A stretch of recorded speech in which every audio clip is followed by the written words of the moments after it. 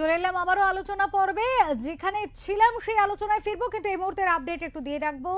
জয়নগর বিধানসভা, সেখানে প্রথম রাউন্ড শেষে লিড তৃণমূল।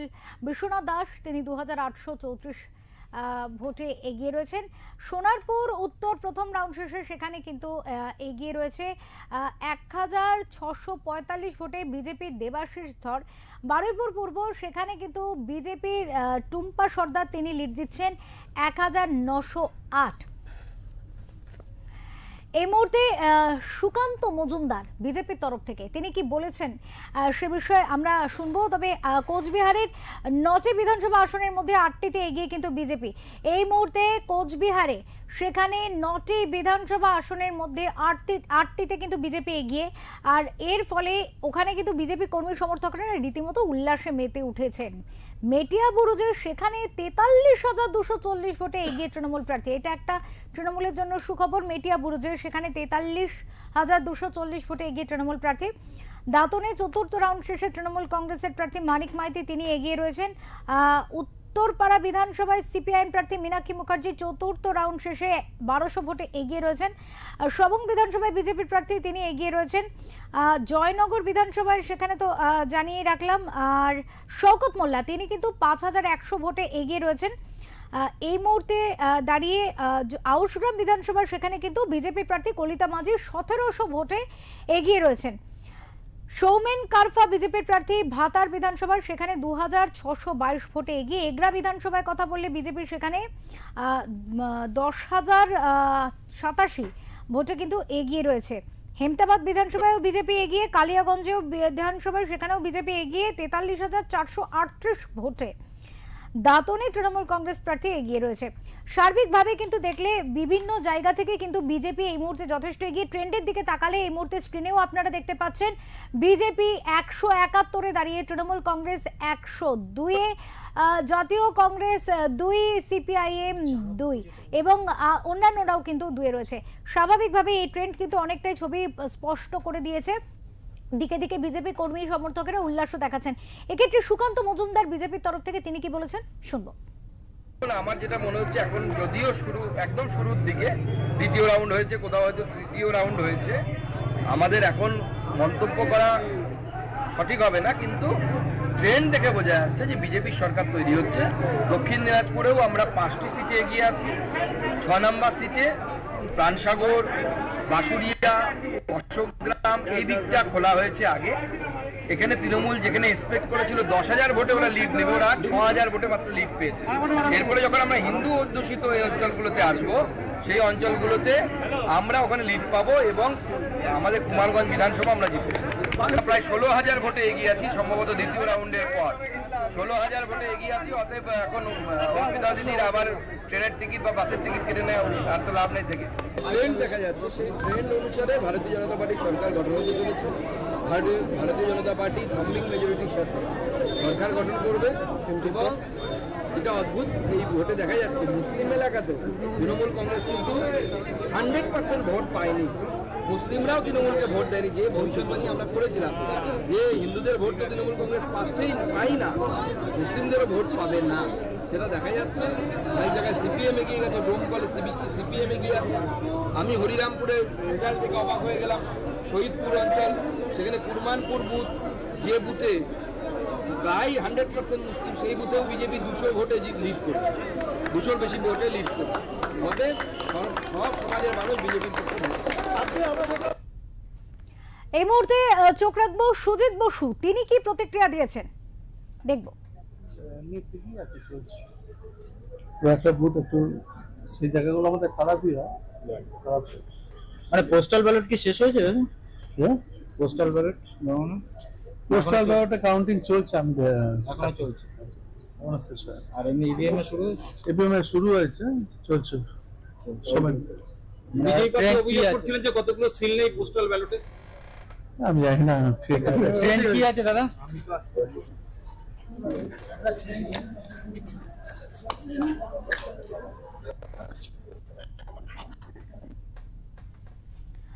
এই মুহূর্তে আমরা যে আলোচনায় ছিলাম আবারও সেই আলোচনায় ফিরবো। এই মুহূর্তে ট্রেন্ড বলছে 171 বিজেপি, তৃণমূল কংগ্রেস 102, আর জাতীয় কংগ্রেস 2-এ রয়েছে, সিপিআইএম রয়েছে 2, অন্যান্যরা 2।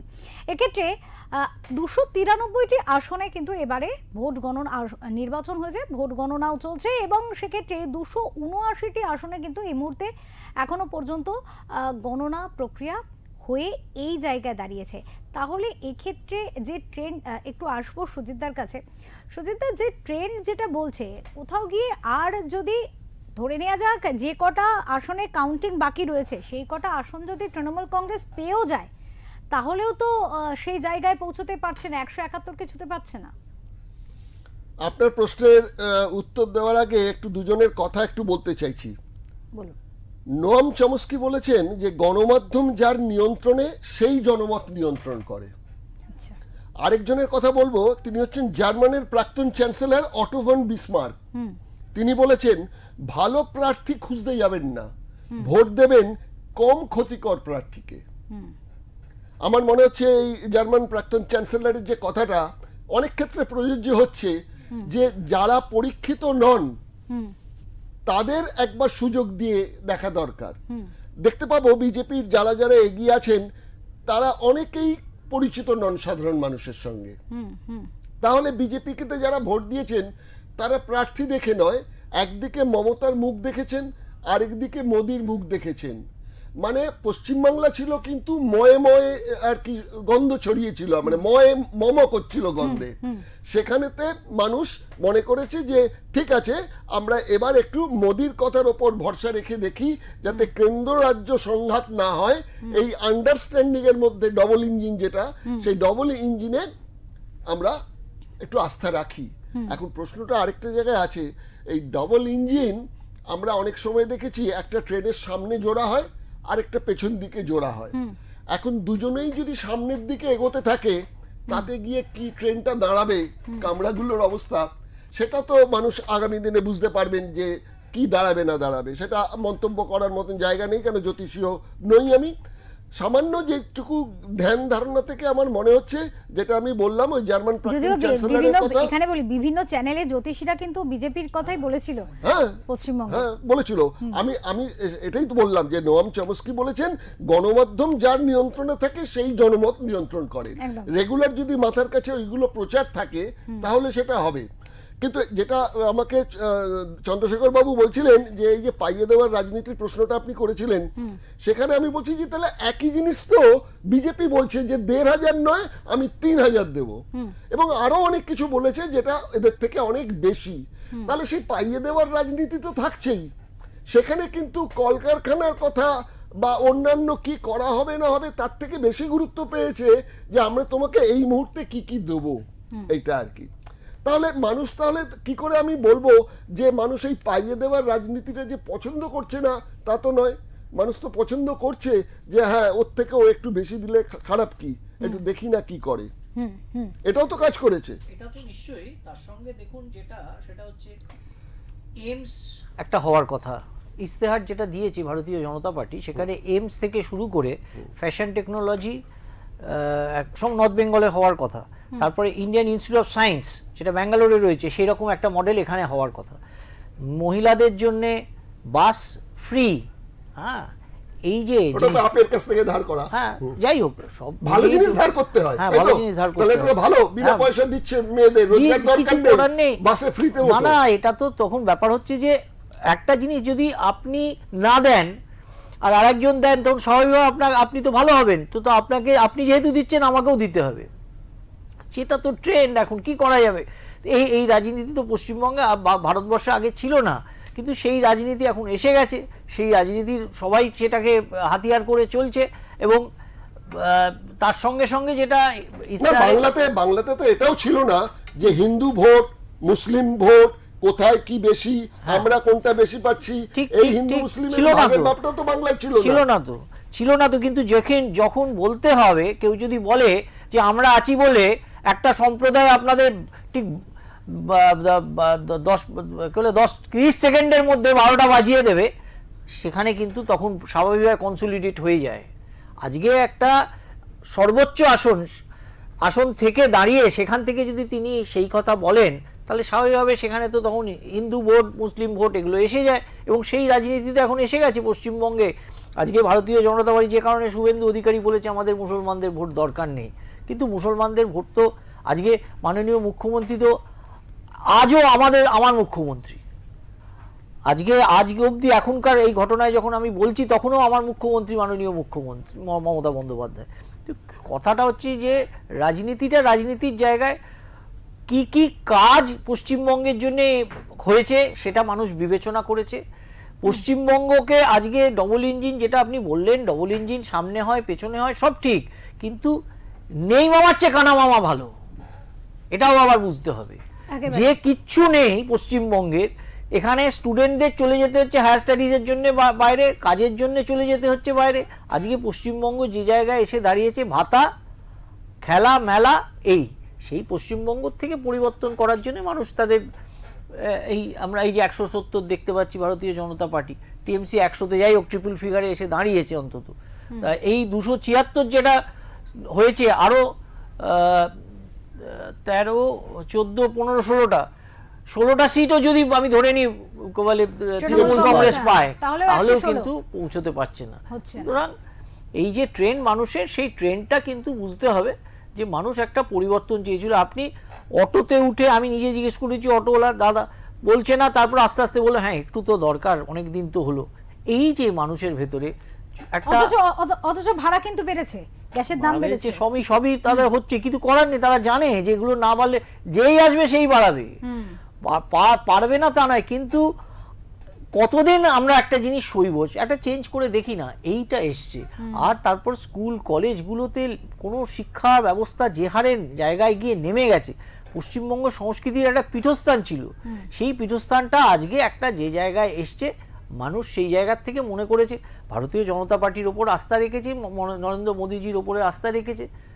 আগামী দিন আমরা দেখব পশ্চিমবঙ্গের উন্নয়ন কোন দিকে যায়। একেবারে আমরা আসবো, আলোচনায় থাকবো। এই মুহূর্তের একটি খবর আমাদের কাছে এসে পৌঁছেছে, একটু জানাতে চাইবো। গণনা কেন্দ্রের বাইরে সেখানে তৃণমূল কংগ্রেসের মারে গুরুতর জখম হলেন এক বিজেপি কর্মী। এরপরে পুলিশ এবং কেন্দ্রীয় বাহিনী লাঠি চালিয়ে পরিস্থিতির সামাল দেয়। জানা যাচ্ছে যেটা সোমবার ভোট গণনার দিন বিজেপি এগিয়ে থাকার খবরে উচ্ছ্বসিত হয়ে বিজেপি কর্মীরা তৃণমূল কংগ্রেসের কর্মীদের উদ্দেশ্যে জয় শ্রীরাম বলে স্লোগান দিতে থাকে, পাল্টা জয় বাংলা স্লোগান দিতে থাকে তৃণমূল কর্মীরা।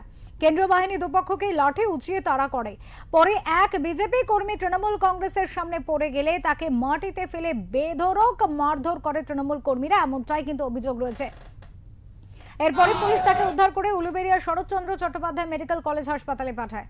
এখন সেখানকার পরিস্থিতি নিয়ন্ত্রণে খানিক রয়েছে, এমনটাই কিন্তু খবর রয়েছে।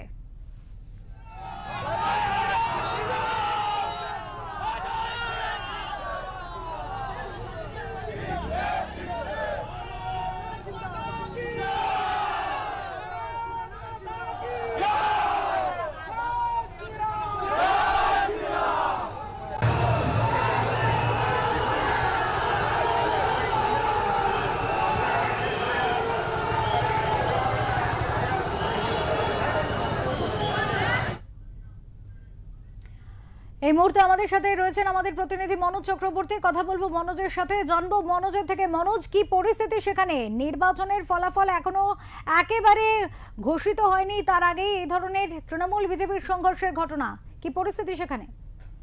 দেখো, যেটা জানা যাচ্ছে, আজকে ঘন্টাখানেক আগে হাওড়ার উলুবেড়িয়ার একটি ইঞ্জিনিয়ারিং কলেজে, যেখানে হাওড়া গ্রামীণ এলাকার 7টি বিধানসভা কেন্দ্রের গণনা হচ্ছে, ঠিক গণনা কেন্দ্রের অনেকটা বাইরে, 200 মিটারের বাইরে, একদিকে বিজেপি সমর্থকরা এবং একদিকে তৃণমূল কংগ্রেস সমর্থকরা ভিড় জমিয়েছিল।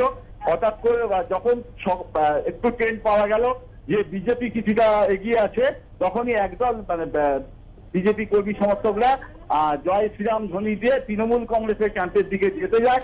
সেখানেও পাল্টা জয় বাংলা স্লোগান হয়। এই একটা দুপক্ষ মুখোমুখি হওয়ার একটা উত্তেজনাকর পরিস্থিতি সৃষ্টি হয়েছিল। পরে পুলিশ এবং কেন্দ্রীয় বাহিনীর তৎপরতায় সেই ঝামেলা মিটে যায়। কিন্তু তারপরে তৃণমূল কংগ্রেসের বন থেকে একজন বিজেপি কর্মী সে বিজেপি টেন্ডের দিকে আসছিল, তাকে একা পেয়ে, সে বাইকে চেপে আসছিল, তাকে একা পেয়ে বেধড়ক মারধর করে তৃণমূল কংগ্রেস কর্মীরা, এমনটাই অভিযোগ উঠেছে। আর সেই জখম ওই যুবককে পুলিশ এবং কেন্দ্রীয় বাহিনী উদ্ধার করে উলুবেড়িয়া শরৎচন্দ্র মেডিকেল কলেজ হাসপাতালে ভর্তি করে। এখন এই মুহূর্তে ওখানে যা পরিস্থিতি পুরোপুরি নিয়ন্ত্রণে রয়েছে। এবং কাউন্টিং সেন্টার থেকে আমরা যেটা জানতে পারছি, হাওড়া সবার মধ্যে প্রায় প্রত্যেকটাতেই কম ভোটে এগিয়ে আছে বিজেপি। অনেক ধন্যবাদ মনোজ, অনেক ধন্যবাদ। আমরা কথা বলছিলাম আমাদের প্রতিনিধি মনোজ চক্রবর্তীর সাথে, আমরা জানলাম সেখানকার পরিস্থিতি। একটু নজর রাখবো মদন মিত্র, রঙিন ছেলে মদন মিত্র তৃণমূল কংগ্রেসের, তিনি কি বলেছেন শোনাবো। राउंड का खेला है, अरे अभी तो 2 राउंड हुआ है, 11 राउंड का खेला है, दौड़ लंबा है, इंतजार कीजिए। মানে পরের রাউন্ডে এখনো খেলবেন? তাহলে কি করবো, ঘুমিয়ে পড়বো? এই মুহূর্তে নজর রাখবো দীপশিতা ধর, তৃণমূল ক্ষমা করবেন সিপিআইএম প্রার্থী দীপশিতা ধর, তিনি কি বলেছেন শোনাবো। কিছু মনে হচ্ছে না, আমি এখনো জানি না ভিতরে কি অবস্থা। লাল আবি উঠবে, শীত ভিতরে গেলে বোঝা যাবে। সারা পশ্চিমবাংলা কি মনে হচ্ছে? আমরা এখনো অবধি যে ট্রেন দেখেছি তাদের 2টো সিটে, মুর্শিদাবাদে, জলঙ্গিতে এবং দমকলে আমরা এগিয়ে আছি। হোপফুলি সেখানকার কমিটিরা যে লড়াই করেছিল, লড়াই সাকসেসফুল, সফল হবে। পানিহাটি কিছু জানি না, এখন গেলে বুঝতে পারবো। তোমরাও যেখানে যতটুকু জানো আমি ততটুকুই জানি। আপনার ব্যাপারে? আমি আমার সম্পর্কে অতটাই জানি যতটা পানিহাটি সম্পর্কে জানি। আমার ভিতরে এখনো কারোর সাথে কথা হয়নি, সব পোস্টাল ব্যালট হয়েছে, I think EVM gonna start হবে। জেতার ব্যাপারে কতটা আশাবাদী? দেখুন, কালকে রাতে যে ঘটনাটা হয়েছে নোয়াপাড়ার, যেভাবে আমরা ভিভি প্যাডের স্লিপগুলো দেখতে পেয়েছি, এবং অনেকে এটা বলার চেষ্টা করছেন ওটা মক পোলিংয়ের, কিন্তু ওখানকার যে প্রার্থী তিনি এটা কনফার্ম করেছে যেটা মক পোলিংয়ের নয়। কারণ মক পোলিং করলে তো সমস্ত প্রার্থীরই অনেকগুলো করে ভোট হবে, ওখানে দেখা গেলো সিপিএমেরই অনেকগুলো ভোট, বাকিদের খুব কম। তার মানে মক পোলিংয়ে খালি সিপিএমের লোকজন ভোট দিয়েছে আর বাকিটা দেয় না, অ্যাবসার্ড। এবং যদি সেইটা হয় তাহলে তো আলটিমেটলি ভোটার প্রক্রিয়াতে, যে কথা আমি কালকেও লিখেছি, গোটা প্রক্রিয়াটা কতটা স্বচ্ছ, এটা ভোটটা কতটা ভরসা রাখা যায়, আদৌ কতটা সেফ, সিকিউর, ফেয়ার হচ্ছে। আলোচনায় আসবো যে বিষয় নিয়ে এবার আলোচনায় আসবো, এই তো ট্রেন্ড তো আমরা মোটামুটি দেখিয়ে নিয়েছি। বিজেপি এই মুহূর্তে 172-এ রয়েছে, তৃণমূল কংগ্রেস 101-এ, জাতীয় কংগ্রেস 2-এ, সিপিআইএম 2-এ, অন্যান্য 2-এ। কিন্তু দিকে দিকে আরও কিছু ছবি আমাদের কাছে ইতিমধ্যেই এসে পৌঁছচ্ছে, সেই ছবি আমরা তুলে ধরবো, যেখানে ভাঙচুর ঝামেলা অফিসে ইতিমধ্যে শুরু হয়ে গিয়েছে। তো কোথাও গিয়ে এবার কি এটা নিয়ে একটা চ্যালেঞ্জের মুখে পড়তে চলেছে রাজ্য? আসবো সুজিতদা। দেখো, জাহাঙ্গীর, মানে আমি সম্রাট জাহাঙ্গীরের কথা বলছি, সম্রাট জাহাঙ্গীর বলেছিলেন বাংলা হচ্ছে বিদ্রোহীর নগর। কারণ আমরা দেখব আকবর বল ও জাহাঙ্গীর বল, তারা কিন্তু সরাসরি বাংলায় এসে কোনোদিন শাসন করেননি, প্রতিনিধি পাঠিয়ে তারা শাসন চালিয়েছেন, যারা তাদের প্রতি আত্মসমর্পণ করেছিল বা নিজস্ব লোক যারা ছিল। 12 ভূঁইয়াদের কথাও আমরা জানি সে সময়, এখানে কেউ তখন জিততে পারেনি দিল্লি থেকে এসে। এখন রামচন্দ্রের যে অশ্বমেধের ঘোড়া, সেটা আটকে ছিল তারই ছেলেরা, লবকুশ।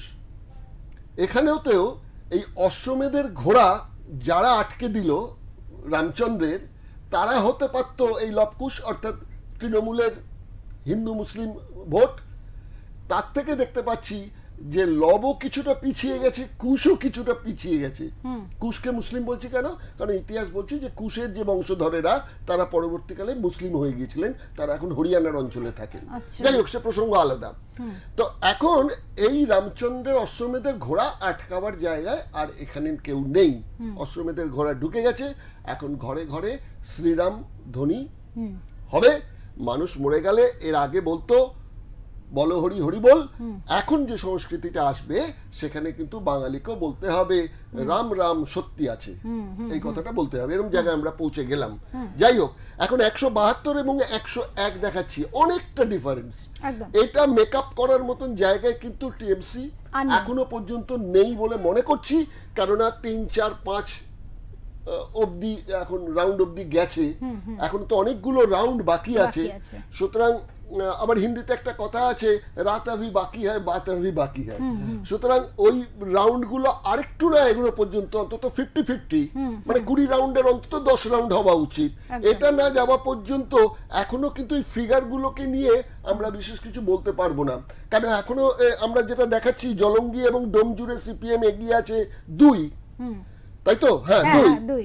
কিন্তু আবার শোনা যাচ্ছে যে উত্তরপাড়াতে ওখানে নাকি মীনাক্ষী এগিয়ে রয়েছে, সেটা কিন্তু আমরা 1200 ভোটে এগিয়ে রয়েছে। সেটা কিন্তু আমরা এখনো দেখতে পাচ্ছি না। তার কারণ হচ্ছে যে এই মার্জিনগুলো এত তাড়াতাড়ি বদলে যেতে পারে কম বেশির মধ্যে রাউন্ডে এক একটা ওয়ার্ড অনুযায়ী এগোতে এগোতে। সুতরাং এখনো পরিষ্কার ফিগার কিন্তু আমি বলবো না, তবে হ্যাঁ একটা ট্রেন্ড কিন্তু রয়েছে, জয় শ্রীরামের পক্ষে একটা ট্রেন্ড রয়েছে, জয় বাংলার দিকে ট্রেন্ডের হাওয়াটা একটু কম আমার মনে হচ্ছে। এ ব্যাপারে আমি আরেকজনের কথা একটু বলতে চাইছি। হ্যাঁ আসবো সুজিত, একটা আপডেট নিয়ে নেব। এই মুহূর্তে যে খবর আমাদের কাছে এসে পৌঁছেছে, আসানসোল গণনা কেন্দ্রের বাইরে সেখানে উত্তেজনা। গণনা কেন্দ্র থেকে কিছুটা দূরে তৃণমূলের ক্যাম্প অফিস, সেখানে যে ক্যাম্প অফিস, সেই ক্যাম্প অফিসে হামলা এবং ভাঙচুর করার অভিযোগ উঠেছে বিজেপির বিরুদ্ধে। আপনারা সেই ছবি দেখতেও পাচ্ছেন। এই মুহূর্তে প্রশাসনের তরফ থেকে কিন্তু যথেষ্ট সামাল দেওয়ার চেষ্টা করা হচ্ছে। এই মুহূর্তে আমাদের সাথে রয়েছেন আমাদের প্রতিনিধি আসানসোল থেকে জয়ন্ত সাহা। কথা বলবো জয়ন্তর সাথে, জানার চেষ্টা করবো। জয়ন্ত, এই মুহূর্তে কি ছবি রয়েছে ওখানে? ক্যাম্প অফিস ভাঙচুর আসানসোলে, কি খবর সেখানকার? একদম অপূর্ব। তোমার প্রথমে জানিয়ে রেখি, আসানসোল যেখানে গণনা কেন্দ্র করেছে ইঞ্জিনিয়ারিং কলেজ, তার থেকে 200 মিটার দূরে তৃণমূল কংগ্রেসের ক্যাম্প অফিস ছিল। সেখানে সব তৃণমূল কর্মীরা ছিলেন, সেখানে টিভি চালিয়ে তারা ভোট গণনা দেখছিলেন।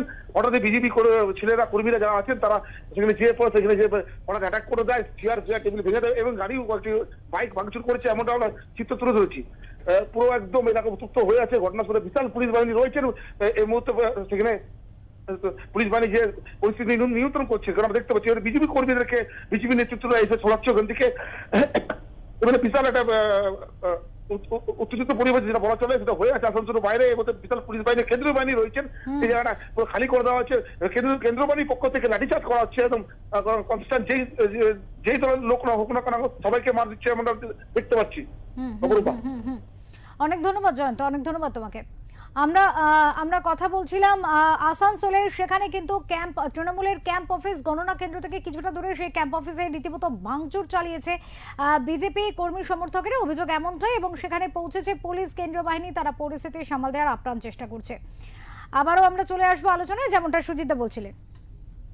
এটা তো একটা খুব খারাপ খবর। এটা আমি আশা করেছিলাম যে তৃণমূলই এগিয়ে যাক বা বিজেপি এগিয়ে যাক। একটা গন্ডগোল হওয়ার যে রক্তক্ষয়ের কথাটা বলছিলেন, সেই রক্তক্ষয়টা আগে না হয়ে রক্তক্ষয়টা পরে হতে পারে, এবং সেটা যে 2-1 দিনের জন্য হবে তা নয়। নতুন মন্ত্রিসভা গঠনের পরেও কিন্তু বেশ কিছুদিন ধরে এগুলো চলতে থাকবে।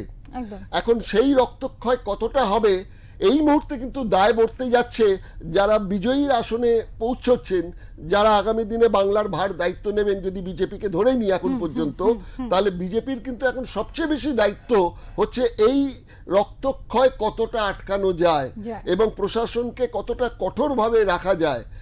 চেষ্টা করা তো উচিত একটা, সেটা আমরা দেখতে পাবো কিভাবে করা উচিত। তবে একটা গুড সাইন, সুকান্ত মজুমদার কিন্তু কালকে রাত্রিবেলাই বলেছিলেন তার দলের প্রার্থী এবং সমর্থকদের যে তোমরা সংযত থাকবে।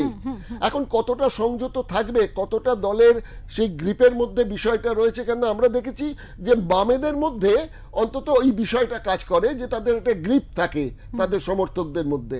আর কোনো দলের মধ্যে আমি কিন্তু আমার অভিজ্ঞতায় দেখতে পাইনি। সেখানে বিজেপির এবার কিন্তু প্রথম পরীক্ষা এটাই হবে মানুষের কাছে, যে এইভাবে তারা তাদের সমর্থকদের সংযত করতে পারছে কি পারছে না। এই আর 2 নম্বর যেটা হচ্ছে সেটা হচ্ছে যে সিপিএম ওই শূন্যতা থেকে তারা মুক্ত হতে যাচ্ছে। কত আসন হবে সেটা বড় কথা নয়, কিন্তু এই যে 100 এবং 180 তার মধ্যে আমরা দেখতে পাচ্ছি আরো 10-15টা আসনের ব্যাপার রয়েছে যা ডিফারেন্স হয়ে গেছে। এই 2-4-5 রাউন্ডের পরেও কতটুকু বদলে কাছাকাছি আসবে কিনা সেটাই এখন দেখার, যে কাছাকাছি আসছে কিনা। একেবারে অনেক ধন্যবাদ সুজিত দা, অনেক ধন্যবাদ চন্দ্রশেখর দা আজকের এই আলোচনার জন্য। এই মুহূর্তের যে ট্রেন্ড যেমনটা আপনারা দেখতে পাচ্ছেন, বিজেপি কিন্তু 180-তে পৌঁছে গিয়েছে, তৃণমূল কংগ্রেস 100, জাতীয় কংগ্রেস 2, সিপিআইএম 2 এবং অন্যান্য 2। এই বিষয় নিয়ে স্বাভাবিকভাবে এই ট্রেন্ড আমরা ফলো করব। এরপরে আমরা আবারও আসবো আলোচনা। একটা কথা খালি বলে শেষ করতে চাই, আমার হঠাৎ মনে পড়ে যাচ্ছেন একজন আমেরিকান বুদ্ধিজীবী, তার নাম হচ্ছেন জেরাল্ড বার্টসন। তিনি বলেছেন প্রতি নির্বাচন থেকে আমরা এটাই শিখি যে কিছুই শিখতে পারিনি। একেবারে ধন্যবাদ সুজিত দা।